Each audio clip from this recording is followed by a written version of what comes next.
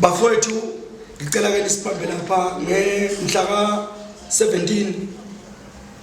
zika December lezi nje siya kuze 17 2025 so besilapha emoyeni emshadweni womkhwanazi awusibamba uzojabula nathi emoyeni sonke sigodse emoyeni ngithe ukuthi bonke abantu baphuma baphelele bese kuthi mhla ka 21 usibambe eScourt ku festival mhla ka 28 usibambe lapha kwaMdladla Lifestyle eMazizini ngumcimbi lo yokhandwa insizwa yaseMandaba uSukezi umcimbi wePhinifa versus uBrandwood so besugqokile kuBrandwood njengoba sihlale simkhahlelile singabafana bamasimangwaneni wonke umuntu akagijima athole leticket lakhe la nge28 bese kuthi mhla kabani nakusengikhohle mhla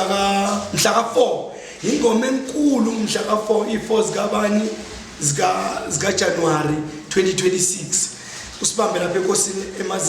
emazizini primary so besigitha ingoma sizothatha ibusise enkosini sesibuyele eGoli. Okay.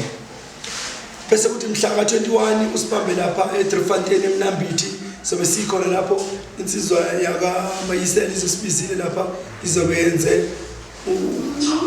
umshado lapha siyogitha khona ngazo futhi 24/1 usibambe phezulu eRosbom la siya khona insizweni yaMazibuko so befuthi sisagijima ingoma sigitha ingoma yona le yakithi umzansi ngakhohlwa futhi nge28 emini so besilapha emakhosaneni emshadweni sigijima basuke emakhosaneni siphuthume eMoonlight nge28 futhi sika December sigitha ingoma inkulu lapho kuzobe kukhona ingoma egidiswa ubabamaqimba kukhona ingoma egidiswa uTibani Siphansi eThekwini kukhona ingoma egidiswa uTsadama eThokoza nalapha ku last dance usibambe mfowethu nge31 so besikhona sigijima bafowethu ngicela ukuthi nithenga amathikithi isupport yonke imicimbi ezobe ikhona eminye ngiyaziyo nesengikhohliwe yonke imicimbi la sobe sikhona bafowethu siyanamukela nonke thenga amathikithi kubalekile ukuthi siyojabula sonke.